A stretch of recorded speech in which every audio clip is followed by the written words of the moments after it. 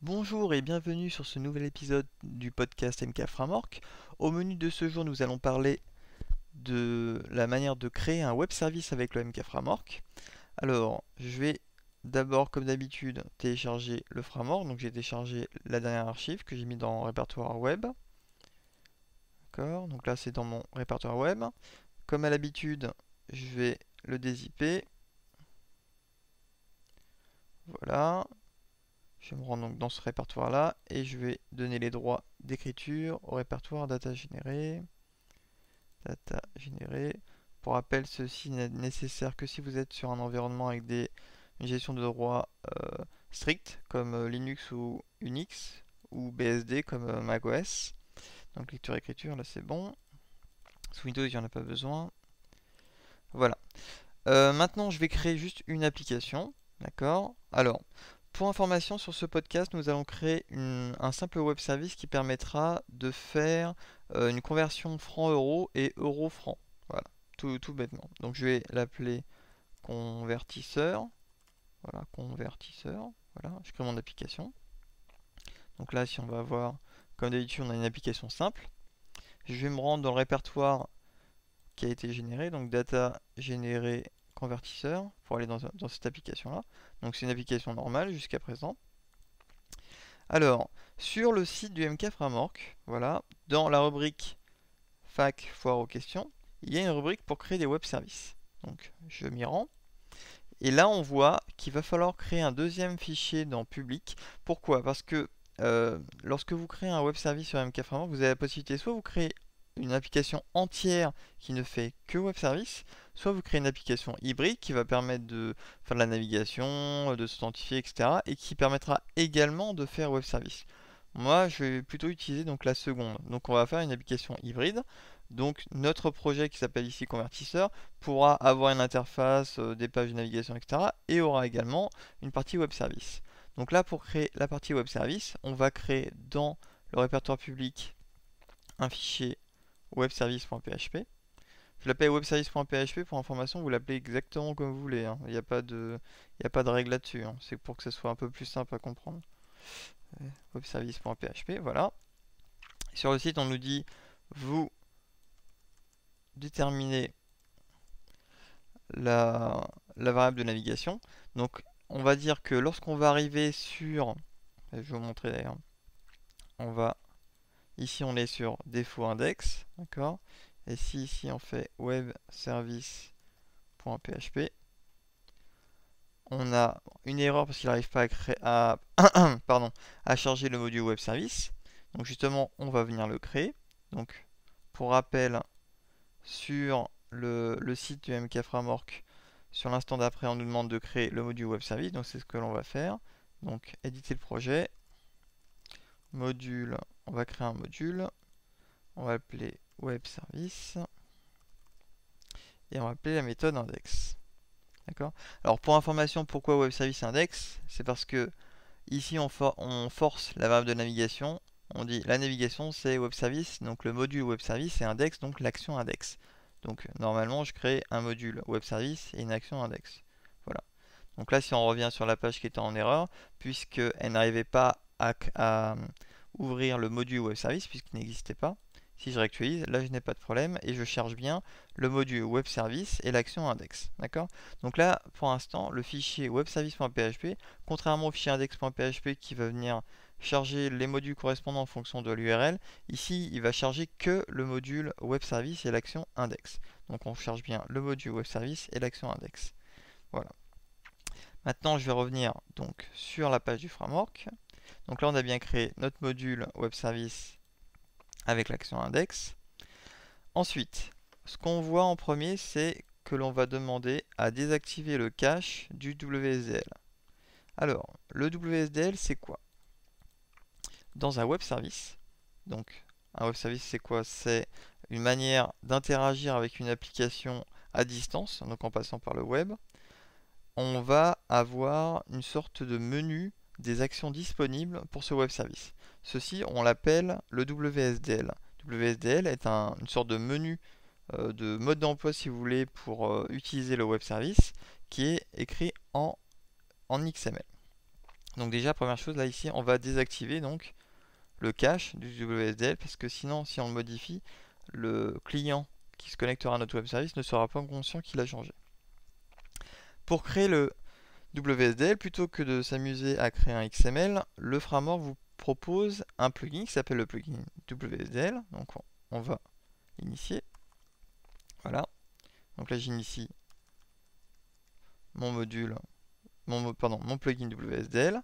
Ensuite, qu'est-ce qu'on me dit? On me dit d'indiquer son nom. Bah, je vais indiquer son nom. Alors nous ici c'est pas mkdraw, nous ça va être, on va dire WS, on va appeler convertisseur, vous l'appelez comme vous voulez, le nom n'a pas d'importance. Évitez de mettre des accents, des espaces, etc. quand même, mais sinon il n'y a pas d'importance. Ensuite, on va définir l'URL.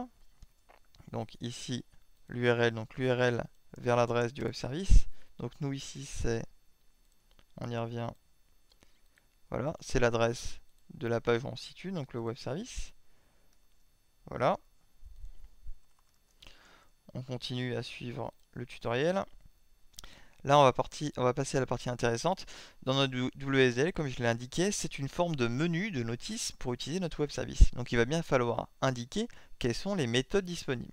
Donc, pour cela, on a une méthode addFunction, suivie de addParameter et addReturn, qui va permettre de définir non seulement l'action disponible, mais également les paramètres attendus et le retour, les retours, puisqu'il peut y avoir plusieurs variables de retour qui seront retournées.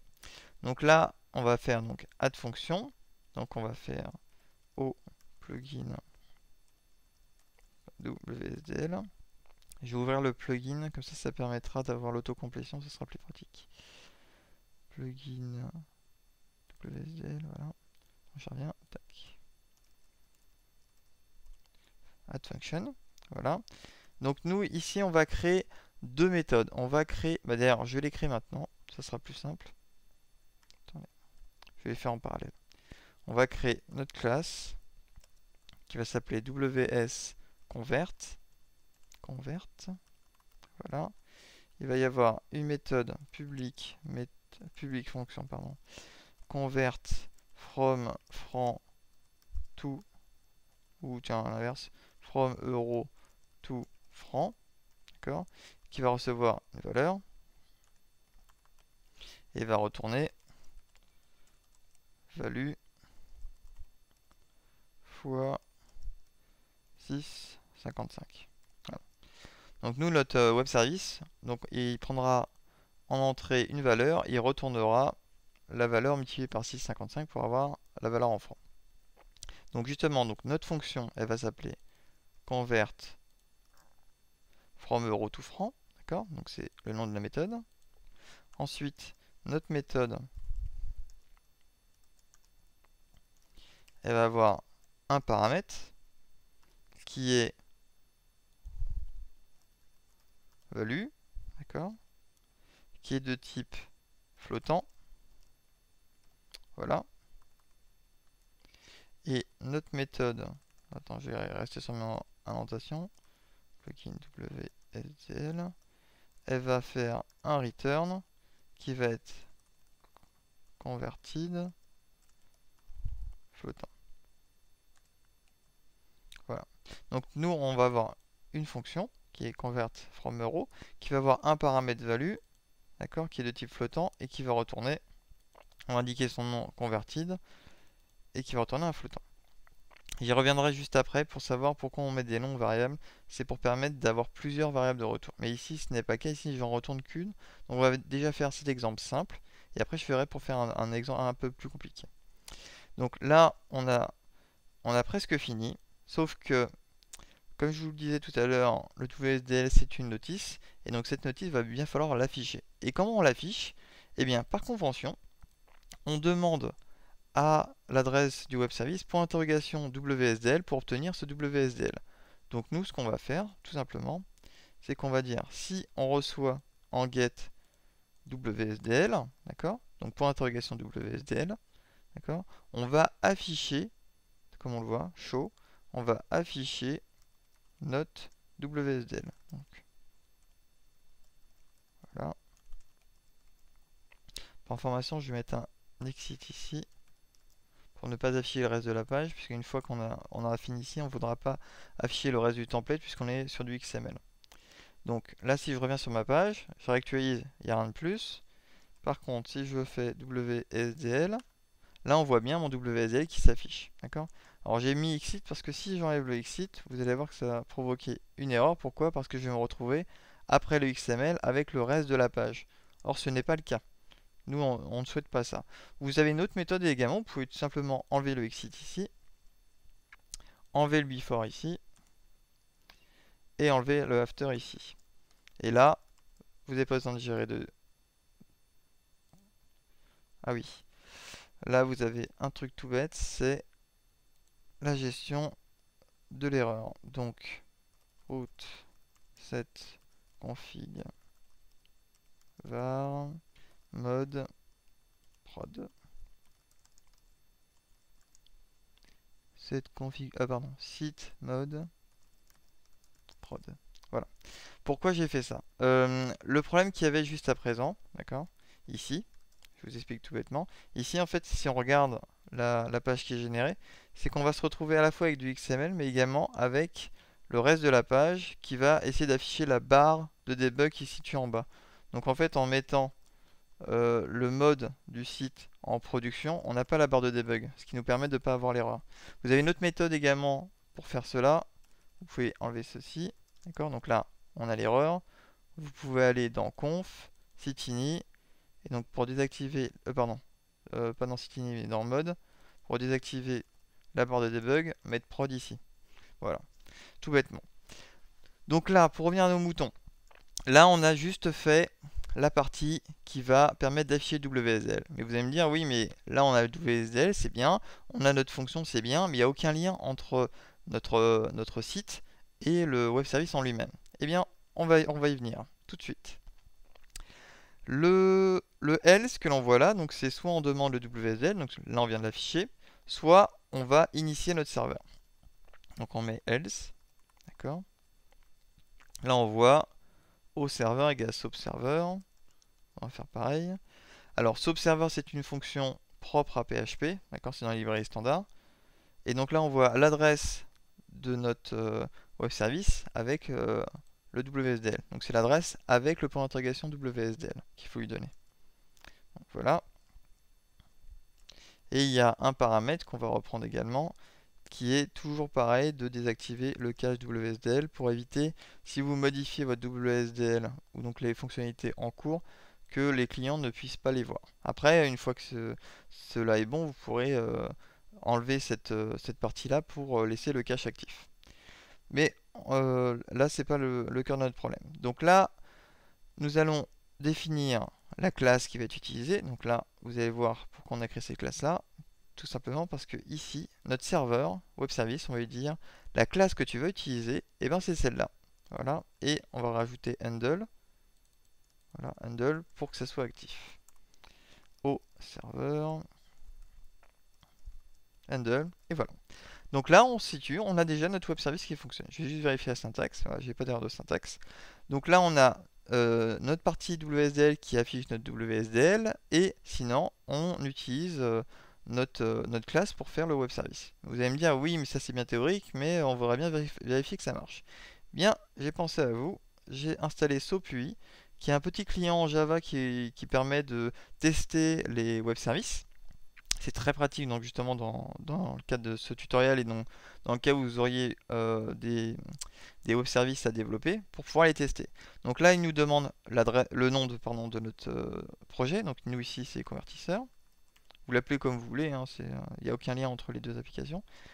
Ensuite, il nous demande l'URL, tout bêtement. Donc l'URL, nous, c'est celle-là. Donc on va donner OK. Donc il va parser le WSDL et voir qu'il y a une méthode disponible, qui s'appelle convert from euro to franc, c'est celle qu'on lui a proposée. Je double-clique dessus, il va me générer un appel XML. Donc là il attend un flottant, il attend un flottant pour rappel en euros. Donc je vais lui passer par exemple 15 euros. Je vais lui dire de soumettre. Et là, on voit qu'il y a une erreur. Alors attendez. il y a une erreur. Public, non. Tac, ça c'est bon. Bon, on va enlever le mode prod, on va le mettre en mode développement. Et on va mettre le exit ici pour pas qu'il affiche la barre de debug. On va rappeler la même chose pour voir où situe l'erreur. Et là, on voit que l'erreur se situe...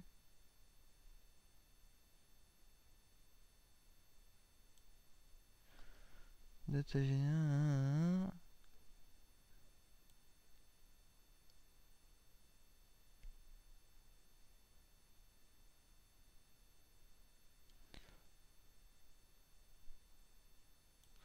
qu'il attend de valeur. Donc là, j'ai fait add return converted. Tac. Ah, pardon. J'ai fait une faute ici, c'est pas valeur mais value. Voilà, tout bêtement. Donc, ça vous permet en même temps de débugger. Là, je refais, donc là, c'est bon. Donc là, comme ça, en même temps, vous avez pu voir comment se passe la correction d'une erreur. Donc là, vous avez vu que j'avais une erreur, en fait, tout bête dans mon PHP. Et si je n'avais pas eu l'affichage des erreurs, bah, je n'aurais pas pu trouver pourquoi mon web service réagissait mal. Donc, pour rappel, ce que j'ai fait, tout simplement, c'est que j'ai remis le mode du site en développement pour avoir l'affichage des erreurs. Et dans la classe du module, j'ai remis un exit ici. Pourquoi? Pour ne pas afficher la barre de debug en bas. Puisque comme on est sur une sortie XML, on ne veut pas qu'il y ait de barre de debug. Puisque ça serait de l'HTML dans du XML, donc ça poserait problème. Donc voilà, donc là vous avez vu tout simplement comment on faisait pour générer, une méthode de web service. On peut voir également comment faire pour avoir une méthode avec un double retour. Donc par exemple, on va faire une méthode test qui servira juste pour notre exemple, juste pour expliquer comment se passe le retour lorsqu'on a plusieurs variables en retour. Donc on va créer une méthode de test ici. En paramètres, on va lui mettre on va lui mettre var1 qui est en int par exemple. On va y passer deux paramètres en entrée. Voilà, var1 et var2. Et en retour, on va lui passer return, d'accord, qui sera un int, et détail qui sera un string par exemple. D'accord. Donc là j'ai créé une méthode, d'accord, qui prend deux paramètres, var1 et var2, qui prendra return et detail. D'accord. Donc je vais créer la méthode test. Vous voyez que c'est assez simple de rajouter des méthodes à votre web service, pardon. var2. Voilà. Et vous allez me dire, mais comment on fait pour faire le retour de deux variables? Eh bien c'est simple, on retourne un tableau associatif qui comprendra donc, return, on va lui retourner un tout le temps, et detail, on va retourner detail, voilà, et detail égale, on va mettre var1 2 points, en même temps ça permettra de voir qu'on reçoit bien les variables, var2, j'ai pas mis l'espace au bon endroit, alors var2, point var2, voilà. Donc là, on va fermer SoapUI et on va le relancer, parce que je me souviens plus comment on fait pour réactualiser le WSDL sur SoapUI. Donc je vais créer à nouveau mon serveur, à nouveau mon projet. Donc je reprends l'URL, voilà, je fais OK. Il va toujours me passer mon WSDL. Là, il voit par contre qu'il y a une nouvelle méthode. Tiens, bah d'ailleurs, on va réactualiser WSDL pour voir notre fameuse méthode test. On voit bien sûr test ici. D'accord. Et on voit en in, elle a var1 et var2. Et en out, donc en sortie, elle a return et detail. D'accord. Donc dans SoapUI, maintenant, on va lui demander de nous créer une requête pour notre méthode test qui attend donc deux valeurs. Ici, on va mettre 4 et 9, par exemple. On va lui envoyer. Et on voit bien qu'il nous retourne deux valeurs. Une qu'il appelle return, qui contient donc un entier int, et detail qui retourne, donc var1 c'est qu'on a passé 4, et var2 c'est qu'on a passé 9. Donc voilà, j'espère qu'avec cet exemple vous aurez appris à faire un web service. Comme vous avez pu remarquer, c'est très simple à faire. En plus c'est très clair, et voilà. Et voilà, donc un web service comme vous voyez c'est très simple à mettre en place. Je me tiens à votre disposition comme d'habitude si vous avez des questions techniques sur les tutoriels ou si vous avez d'autres demandes de tutoriels vidéo à faire. Voilà, je vous remercie pour l'écoute de cet épisode et je vous dis à bientôt. Merci, au revoir.